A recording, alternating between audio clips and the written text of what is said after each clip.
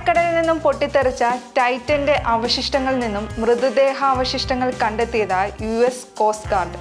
വിദഗ്ധ സംഘം നടത്തിയ പരിശോധനയിൽ നിന്നാണ് ടൈറ്റനിൽ നിന്നും മൃതദേഹങ്ങളുടെ അവശിഷ്ടം കണ്ടെത്തിയത്. വീണ്ടെടുത്ത മനുഷ്യാവശിഷ്ടങ്ങൾ വിശദമായി പരിശോധിക്കുമെന്നും US കോസ്റ്റ് ഗാർഡ് വ്യക്തമാക്കിയിട്ടുണ്ട്.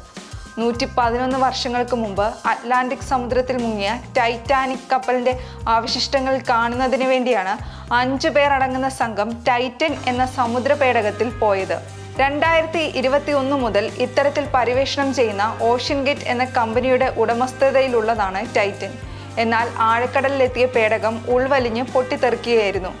ടൈറ്റാനിക്കിന്റെ അവശിഷ്ടങ്ങൾ കിടക്കുന്ന സ്ഥലത്ത് നിന്നും 500 മീറ്റർ അകലെ നിന്നാണ് ടൈറ്റന്റെ അവശിഷ്ടങ്ങൾ കണ്ടെത്തിയത്.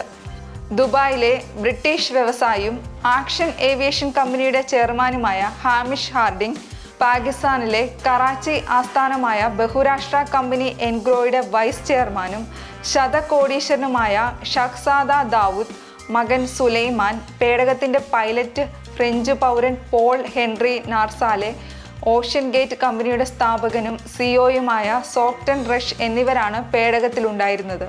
അതേസമയം ടൈറ്റൻ അപകടം സംബന്ധിച്ച് ഇനിയും അന്വേഷണങ്ങൾ ആവശ്യമാണെന്ന് അന്വേഷണ ഉദ്യോഗസ്ഥനായ ക്യാപ്റ്റൻ ജെയ്സൺ ന്യൂബർ പ്രതികരിച്ചു.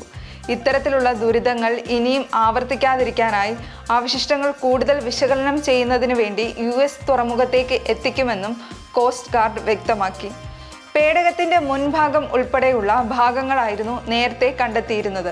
ടൈറ്റന്റെ പിൻഭാഗത്തുള്ള കോണാകൃതിയിലുള്ള ഭാഗമാണ് ആദ്യം കണ്ടെത്തിയത്. പേടകത്തിന്റെ അവശിഷ്ടങ്ങൾ സമുദ്രോപരിതലത്തിൽ എത്തിച്ചതോടെ ദൗത്യം പൂർത്തിയാക്കിയതായി കോസ്റ്റ് ഗാർഡ് അറിയിച്ചു. പിന്നീട് കൂടുതൽ അവശിഷ്ടങ്ങൾ ലഭിക്കുകയായിരുന്നു. ജൂൺ 18-നാണ് ടൈറ്റനുമായുള്ള ബന്ധം നഷ്ടപ്പെടുന്നത്. ജൂൺ 22-നാണ് 5 പേരും മരിച്ചതായി US കോസ്റ്റ് ഗാർഡ് സ്ഥിരീകരിക്കുന്നത്. 1912-ലാണ് 2200 യാത്രക്കാരുമായി ആദ്യം യാത്രയ്ക്ക് പുറപ്പെട്ട ടൈറ്റാനിക് അറ്റ്ലാന്റിക് സമുദ്രത്തിലെ മഞ്ഞുമലയിൽ ഇടിച്ച് തകർന്നു മുങ്ങിയത്.